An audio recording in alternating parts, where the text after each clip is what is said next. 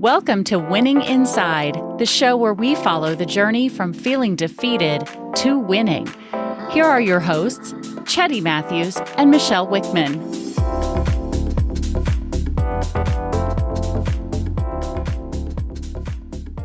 Hello, amazing people. Welcome to the Winning Inside podcast, where we discuss real issues, insights, and solutions to help you thrive in your day-to-day lives. We know life happens, and we can choose to be a spectator or a participant. Michelle.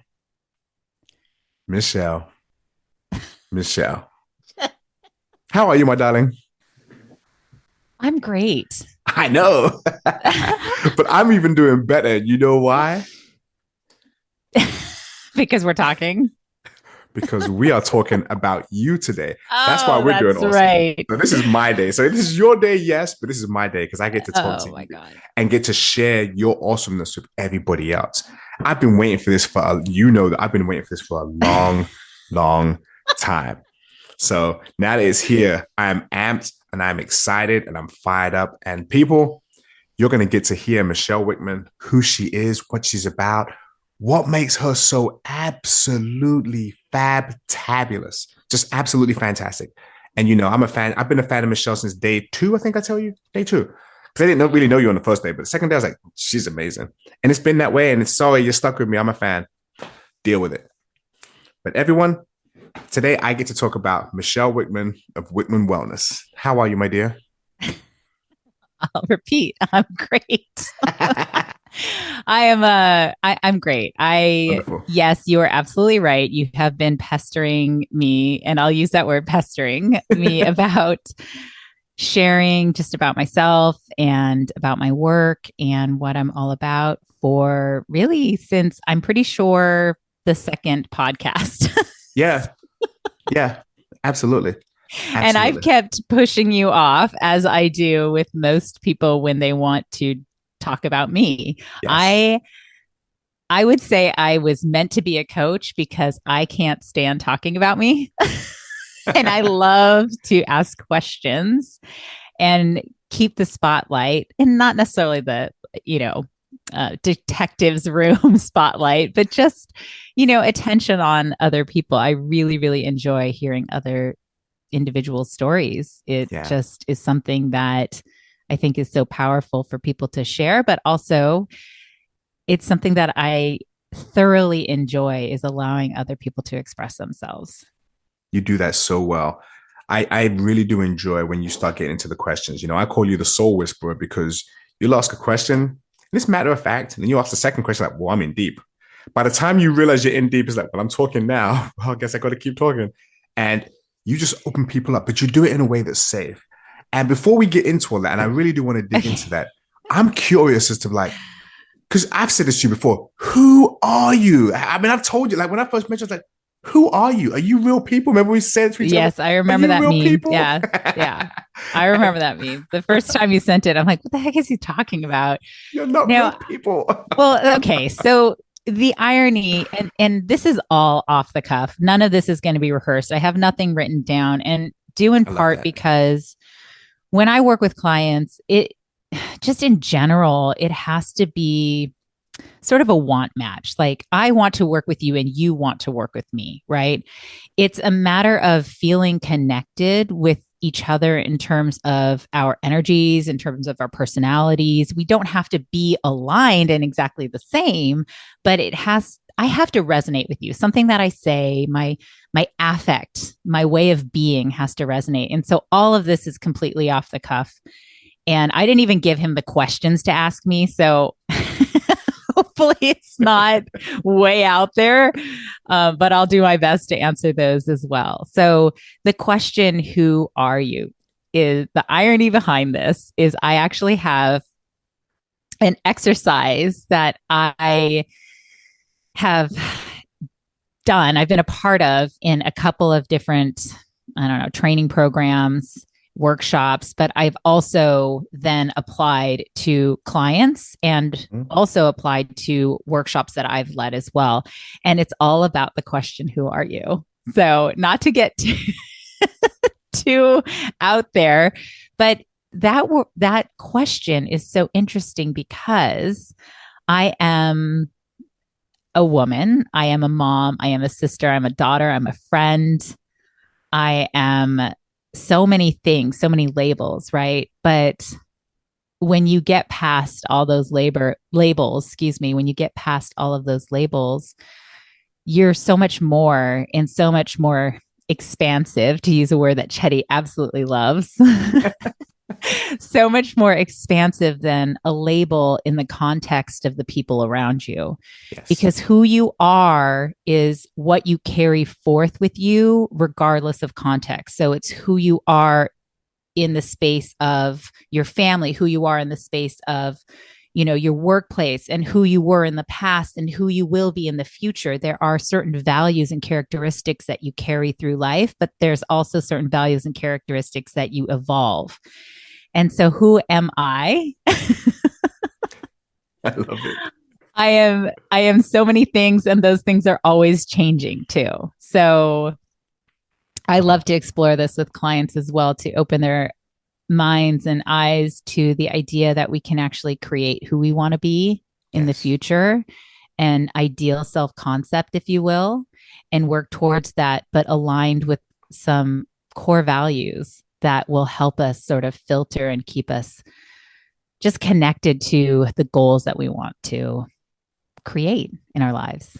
I'm so glad you said that, because you are ever evolving, but you do that around a central core that seems there's a consistency within you. Mm-hmm. So even though you're growing and changing it and redefining and like almost like just honing and just getting shinier and shinier, you know, just even though you do that, there's a part of you that is the same.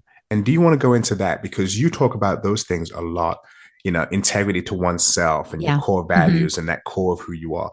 Would you mind sharing your thoughts on that aspect of the Michelle that I have been fortunate to experience? Well, integrity is a big one, right? And so years ago, I worked for a company called Lululemon, which I believe I have mentioned in the past. And this was early on in their U.S. retail existence, right? So we called it the Wild Wild West of Lululemon, where we were just out in the community and doing like crazy things and connecting with people and stuff that was really outside of the realm of retail. Yes. And one of the growth opportunities is they handed us a deck of cards, these teeny tiny cards, and it had all of these different values on it. And so you would go through all of these cards and identify the top 5 values that you aligned with. And this is another exercise that I use in my workshops. And similarly, there have been actual studies on this. And so I utilize an exercise that was created by professors at the University of New Mexico. I utilized their 100 core values because they sort of extrapolated the top 100. And of those core values, there are certain ones that do actually change, and that's totally fine. But integrity is the one that I have found stands firm every single time. And that is, at least when I was with Lululemon, the idea of integrity was doing what you say you will do by when you say you will do it, right? So it's integrity with your word. Yes. And it's such a powerful one, because I hold myself to such a high standard of integrity for other people. Yeah. And when I am out of integrity, I am absolutely miserable. Like my anxiety is through the roof. I am stressing. I can't focus on anything. And so until I actually reestablish integrity by following up with somebody else, then and letting them know, hey, this is where I failed you. This is what I'd like to do moving forward. You know, are we kind of aligned with this expectation, right? Until I do that, I am in a state of complete anxiety. So I have learned that I need to reestablish integrity very quickly and then move forward from there. Now, irony of ironies. And the conversation that Cheddy and I have had many times is integrity with ourselves. Yes. Which is actually the foundation for real integrity. So when I say, I'm going to do something and I set a timeline for that thing, I have to do it. Right. Mm-hmm. And it's so interesting because I still fully negotiate with, with that. I was like, did I really set a firm timeline for that? I might be able to move this thing, right? Same thing happens though. I absolutely experience anxiety because I am completely out of alignment with my absolute fundamental core value. Yes. And what I've recognized is that it actually chips away at my overall sense of mental health. Wow. And so if I keep doing it and keep pushing things out, it actually has a compounding effect on my mental health. Wow. So one of the things that I need to do is I'll actually have to write it down when I'm out of alignment, because it's not like I can just go have a conversation. I mean, I can have a conversation with myself, and sometimes I do, but like when you have somebody else dialoguing with you, like if I'm out of alignment with you or out of integrity with you, Cheddy, like I'll tell you like, oh my God, I'm so sorry, I'm late or this and that. When I'm out of integrity with myself, I have got to write it down, because then I'm like, okay, yeah, I did that. Right. I got to own up to it. Yeah. And I have to reestablish integrity with myself by setting a new timeline, a new sort of deadline, if you will, for whatever it is that I've committed to do for myself. And yes. Or I just don't commit to anything. And then where am I? Where am I with that? Right. Like, how does that help me? Yep. I love that. It's funny how you speak that, you walk that walk and you talk that talk. That is one of those areas where I look at people and see where what they say and what they do and how aligned they are, how congruent those two things are. And for you, it's almost like it's one line, though there's very little deviation between what you say and what you do. And it's powerful. And it's been consistent because for the past year and a half, well, not even a year and a half yet, a year and a few months, it's been that way. So I would presume that is just who you are. And I was going to ask you why that's important to you, but you took the question and you told us why, which I love about you too. You're very comprehensive when you do things. So when I was going to try and say, well, explain to the people why you are this way and why this is important to you, you already did that. And I like how you packaged all of that. So thank you so, so much for just sharing a little part of who you are, opening that door and letting us see you and that intimate part of who you are and what makes you so amazing. But there are other things you do that make you so amazing. So walk us through your journey from I graduated high school and go. Oh no. Okay. So I played volleyball in college, and this is really what brought me into coaching. I mean, it's kind of the long journey of what brought me into coaching, but I played volleyball in college, and it was something that, you know, we called it like 2 full-time jobs. So we had a full-time workload in the gym. You know, we would be in the gym for 3 hours a day at least, right? But you also have to be there 30 minutes early, and oftentimes you were there 30 minutes after. And that's just in the gym. And then we would be in the training quarters, or essentially working with, you know, the physical therapists and the trainers and things of that nature. So I'd oftentimes be in the training quarters 2 to 3 hours a day as well. And that's outside of any kind of film that we did, travel, you know, all of those things. So, and then on top of that, we were also students. And I was at the University of California, Berkeley, UC Berkeley, go Bears, which I heard that little giggle, which I absolutely just love. I love that campus so much. My niece is there now. Go Logan. So proud of you. And when I went up for her campus tour with my sister, I was just like almost in tears. I just couldn't stop smiling, right? So many good feelings. I have a terrible memory, and there's many reasons for that, which we don't have to get into now, but I have a terrible memory. And so I don't have necessarily finite memories of college, but I have a lot of like, I just embodied emotions, right?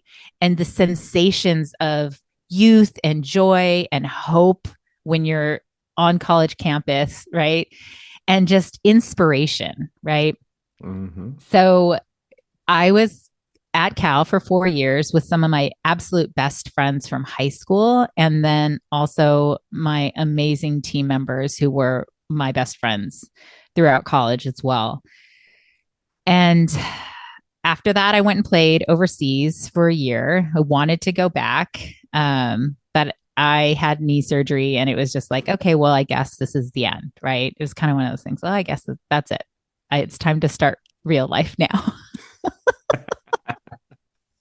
I love it. But the reality is that I had just spent all 4 years in high school, all 4 years in college, and then another year after college. So I spent 9 years of literally just living and breathing volleyball, and it became my identity. All my friends were through the context of volleyball. Many of my friends who, they had a relationship with me in high school, but really I was still a volleyball player. I was still an athlete, right? So in my mind, everything about my life was with volleyball. So my entire identity was with volleyball. When that ended, it was like I didn't know how to handle that transition. I can't even explain to you how depressed I was. I had knee surgery. I no longer really had this identity of, a volleyball player. I was like, okay, well, now I have a full-time job, and just, it was somewhat devastating, right? Yeah. I certainly had some maladaptive coping mechanisms. And I laugh, and it's not like a nervous laughter. It's just like this is what it is, right? Yeah. I would drink heavily off on the weekends, right? I also did that in college too, quite frankly. So it wasn't anything new per se, but it was one of those things where it's like you just get through the week, and then on the weekends you go out and you play hard, right? And that was in an effort to sort of numb all of the emotions that I'd been really just holding underneath the surface for so long, for years, frankly. Yeah. And after that, after doing that for so long, I started therapy. I started working on myself in terms of personal development, in terms of personal growth, self-help, all those things that people might look at and just be like, oh, woo-woo stuff. But in truth, it absolutely saved me. That, and I'll be honest, my son, hopefully he doesn't hear this, at least not right now. Like, I always say that my son saved me. He doesn't know it because he was a baby. But I kind of, I just looked at him and I was just like, as an infant, and I was like, okay, it's not just about me now, right? Yeah. How I live and how I see myself and how I treat myself is absolutely going to affect the people that I love. Yeah. And I can no longer keep just surviving, because that's what I was doing. I was barely surviving. It was just like, okay, here's the next day, and here's the next day, and let's just like drag ourselves through it. So a lot of things started changing at that time. Rather than go into too much detail, essentially I've spent 20 years in this realm of therapy and coaching and personal development and mindfulness courses and all different healing modalities, that it was like, oh my God, I cannot believe, one, I can't believe how long this took. And two, thank freaking God I'm here now, right? And who can I help? Because I don't want anybody to suffer the way that I know that I suffered, and the way that I never really shared with other people. Yeah. I think, Cheddy, I've shared some things with you that similarly, you've shared with me that we've really shared with very few people. And yes, that has a lot to do with, how we hold space for each other as coaches. Yes. And it's the one thing that is a non-negotiable for a coach, is being able to hold space for another human being. And what that looks like is to be fully present to their emotions and their energy and create safe space. And so, if I can help one person from having to suffer for another 20 years, then it's worth it. It's worth it to share my story, and it's worth it to offer that help, So yeah, I feel like I'm getting a little emotional now. Yes. Well, and when I get emotional, I laugh. Sometimes I'll be like totally crying and I'm like laughing, and Cheddy's just sitting there smiling the whole time. And I'm doing that right now. Yeah, so. And not from a place of like, there's no judgment. It's more of just like, yes, like I'm so proud of you for letting that out. Right. Yeah. So yeah, thank you for being there for me too over the last year. And on behalf of your clients who aren't going to hear this, I'm going to say thank you on behalf of them, because I just know the change you've done in their lives, because you've put the work in. I mean, it's taken you 20 years to be an overnight success, Michelle. And I think that is awesome. You know, people talk about the work they've put in.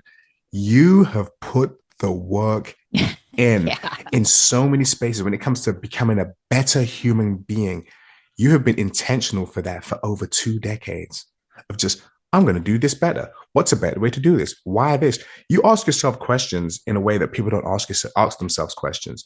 And not only that, once you find out a solution, you're willing to share that with other people. You help in an infectious way other people to become better versions of themselves.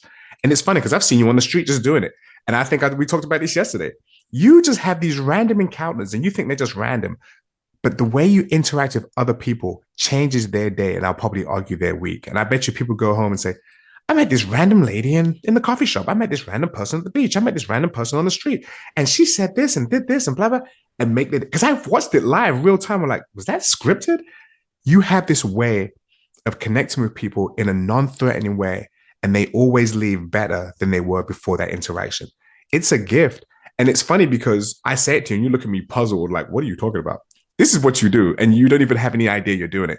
You're so skilled at this that you're unaware of your skill because it's just what you do. And that is a level of expertise. That is a level of excellence. That is a level of high performance that I desire in my life. And speaking of high performance, what are the kind of folks, who are you looking for as ideal clients? Like, who comes to you and says, Michelle, make me better, help me. I need your help. I need some Michelle magic. You know, who's saying I need Michelle magic? Oh my goodness. Okay. So my entire business has been built off of referrals from friends and clients, and then also from live workshops or live events, essentially.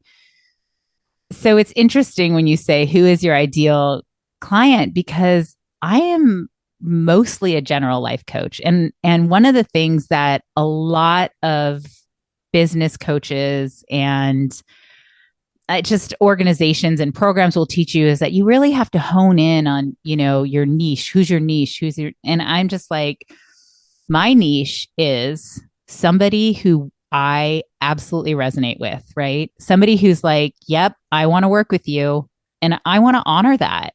Because if they're like, Michelle's going to be the one to help me, I just know it, then the work that we do is like 10 times more powerful, more efficient, and more long-term, right? Yes. So that's really who I work with, is the people who are like, yep, she's the one. But beyond that, interestingly, I have a lot of male clients. That's the majority of my business is male clients.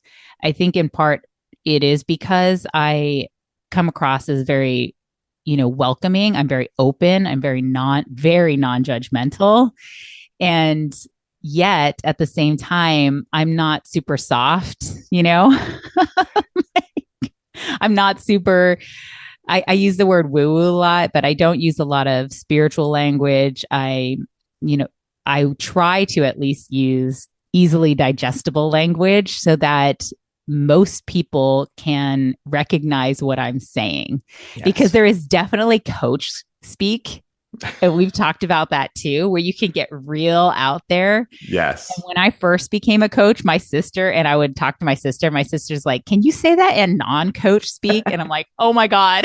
Yes, I'm sorry. So it was such a great reminder and so powerful, because our clients aren't in this coaching world. So what I need to do to communicate with people is to speak in a just casual, common vernacular, casual language that they can understand and absorb so that they can apply it in their lives. Right. Yeah, exactly. And that's, So who do I work with? I work with generally the people who are attracted to, I guess, my energy and my presence are people who are really hard on themselves. One, they're high achievers, right? So they've been in their career or their industry for 2+ decades. Yeah. So they're higher up there. And or people who have transitioned out of a significantly almost like identifiable career. So Cheddy and I have talked a lot about that. That was what I struggled with in the past, was that transition away from this quote unquote identity as an athlete, because that's how I self-identified. It was what I was doing versus who I was. Ooh. And well, you and I have talked about that before. I think in our podcast, right? It's who we are is who we are. So that's why you asked me that in the beginning. Who are you? Right.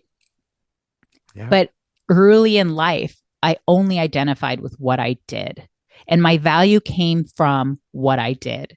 So some of my clients who want to transition out of their careers, want to make a career shift, or maybe are in a big life transition, they're struggling with this previous identity of themselves and then the current identity of themselves or the future that they want to achieve. So we talk about what that looks like, right? Yes. It's like we cannot hold on to our past identities if we hope to get to that future space of ourselves, that future, what I phrased as a self-concept, the ideal self-concept of the next iteration of who we want to show up in this world as, and how we achieve the results that we want to have in our lives. Yes. Love it. Love it. Love it. And it's true. You really do attract high performing individuals, people who are looking for that change. And what you start to realize is, because our stories when it comes to identity crisis, not even want to call it a crisis, that identity challenge, were very similar. And we didn't know that at the time, but for some reason we aligned and we were connected. I was like, wow. And, you know, for both of us, we think that story is a story that is unique to us. Nobody else can have an issue like this. And then we found two of us like, wait, we both have that. Oh, no. I know that people have this. Whoa.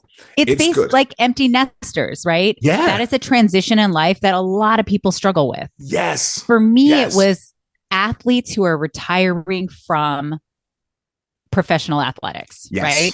Retiring from that identity. And I mean, I'm not going to look back and be like, hey, I'm trying to relive my glory days in sports. It's not that at all. But you see a ton of people who can't let go of that. And why is that? It's because they still strongly identify with that time in their lives, right? Yes. People I know, military careers, right? Oh, yeah. You being one of them. So that is a huge part of your life. You have got to change everything about you in order to be successful within that organization, within that structure. Yes. And because of that, when you transition away from that life, it can be a huge challenge. Yeah. I'm not saying everybody experiences this, but what I experience and what I've talked with many people who also experience this, including a former NFL player, including, collegiate athletes, is that when you lose that part of yourself, and I say lose, it's not like it was necessarily taken away. Some people might call it that, but whether or not it's abrupt or whether or not you know it's about to happen, nobody can really, nothing can prepare you unless you prepare yourself for that shift. And part of that preparation is embodying what it feels like to be in that space away from that identity, away from that career, right? Wow. Because we operate in this day-to-day existence of ourselves in the context of this highly important career that is in all areas of our lives. Wow. And so when you leave that, it's like you're lost. It's like you're a planet with like no gravitational pull, right? A planet without a sun. And so you're just floating around in space. And oftentimes in that float, in when you feel lost, is where some of these other coping mechanisms come in, and you're just avoiding feeling the feelings because they're too hard to feel. Yes. Yes. And it's funny, that space is such a scary space. And in fact, I would say it's beyond scary. That is terrifying to be in that space. And when you said floating in space, I could visualize that. And all I could think of is the sense of powerlessness that you have and not being grounded. When you said there was no sun, I mean, I was like, well, I could feel it. Like, so how do I keep myself grounded? What's my stability? And that's where you feel. And having somebody who can skillfully navigate you through those troubled waters, through that uncertainty, through that phase of terror, that area of just total abject fear, and you don't know what to do in confusion. It's good to have someone who's skillful, tactful, mindful, and able to help you through that phase of life. Because let's be honest, Michelle, at that level, the people you're talking about at that level, it's very hard for them to just say, hey, I need some help. Yeah. Oh my God. That was me. Right? Yeah, exactly. That was us. Yeah. And it takes some time to create that, to not create the awareness, but like you're building that awareness, right? Because you know something's off, you know something isn't right. Yes. And yet you haven't really come to terms with what that is, and or not even coming to terms, you just don't understand. Yeah. Right. I know that there is support for, people who are transitioning, out of the military. Yeah. There's support for people who are transitioning out of some of the major sports. I'm not saying all sports, but some of the major professional sports out there. Right. And yet, even though the help exists, it doesn't necessarily mean that people will accept it or seek it out, because they don't understand how much it's going to impact them until they've actually left. Yes. And that even takes time. It's like you're just kind of going through the motions and operating. And then after a while, you're like, oh, I haven't found my ground yet. I haven't figured out what my next, job is, or my next career is. I haven't figured these things out. And part of it is because we haven't taken the time to actually think about it. Exactly. We've spent the last however many years just doing almost the same thing over and over and over again, but we haven't planned for what it looks like and what it feels like after that. Right. Yes. So whether it's like your kids are graduating from high school and you're about to be an empty nester, whether you're leaving a significant career, and that's a lot of the people that I've spoken to. Yes. That is a huge challenge, right? Your entire network is oftentimes built around that career, right? Yeah. In military, it happens all the time. Yeah. In professional sports, it happens all the time, right? Yes. There's these transitions that take place where your friend groups, like your family, everything is built around this career. And when the career isn't there, unless you've really taken the time to think about what that looks like beyond that. And some people do naturally, but a lot of people don't. Yeah. And that's where the suffering starts. So I'm not saying everybody does it. Like, that's absolutely not the case, but there are quite a few people who it does happen to. And those are people that I want to help in some way, shape, or form. Thank you so much for that, Michelle. And with that, just to dovetail off of what you said, because I'm going to grab onto those coattails, because that's some good stuff, is you aren't alone. And if you need support, assistance, or help navigating this space, I'm going to say it again shamelessly, Michelle, you are the person to go to. You just are. And with that, I'm going to ask you to tell us, what are some of the best ways for people who are listening to this, people who are going to share this, to find you? Where do we find the amazing Michelle Wickman? Oh, the best place to connect with me is on my website. It's wickmanwellness.com, WICKMAN, WELLNESS.com. Quite frankly, I am not on social media.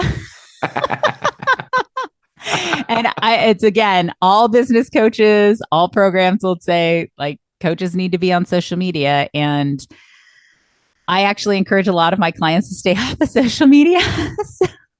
Yeah, I get it. And to spend some time with themselves, right? Because I feel like it can become a black hole. Yeah.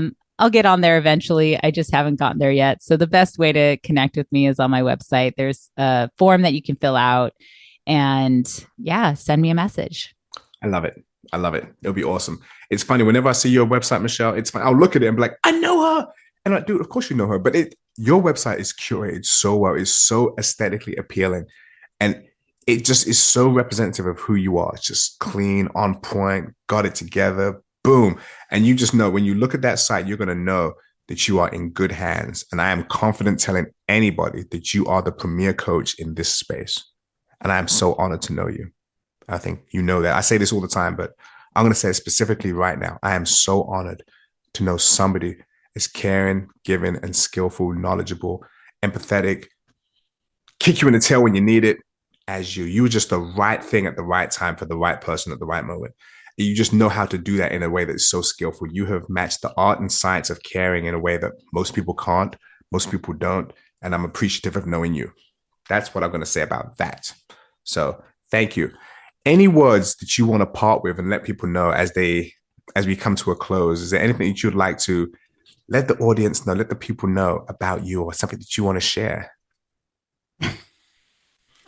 Pressure. I would have liked to have this one prepared. Honestly, I think it's just, whether or not you reach out to me or Cheddy or anybody else, just if you are struggling, it doesn't even have to be similar to what I've shared today. It's just, if you are struggling, or even if you just want to make a change in your life, that is absolutely possible, right? And it doesn't have to be with the help of a coach. You can take 20 years like me and work with many coaches and many therapists. But in truth, it doesn't have to even take 20 years. It is absolutely possible, and change can happen, and always starts within us. So yes. It starts within you. It starts with a choice, and then it starts with some actions. Love it. So let's make that choice to take those actions to see that change. Michelle Wickman of Wickman Wellness, my dear friend, my co-host, my colleague, my friend, my buddy. Thank you so much for sharing us with you. Pardon me, sharing you with us. Thank you so much for doing that. It means so much to hear you sharing in your most authentic way. So with that, I also want to say that we have come to the end of our challenge. It has been over 50 days. Thank you guys for sharing our podcast, for sending us messages, for just sending us the good vibes and the good energy. Keep that momentum up. Even though the challenge is over, thank you all over the world. But thank you, and keep doing that. Do not stop because the challenge is over. We appreciate that. We may do it again in the future, but we love dialogue and we love hearing the words that you guys have to say. It's so humbling to know that we are impacting someone and some of you. Thank you so much. And if you know this can help anyone, please do what you know to do. So, as we used to always say, if you've enjoyed today's podcast, please subscribe, follow, share, and most importantly, use whatever adds value in your amazing life. Remember, even if life puts barriers in our way, we are still moving forward. Sign in again for a new episode of Winning Inside. Thank you for listening to Winning Inside with Cheddy Matthews and Michelle Wickman.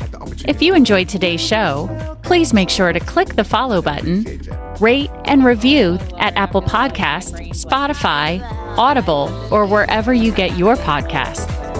You can connect with Cheddy and Michelle at winninginside.io. Keep listening. Another episode is coming soon.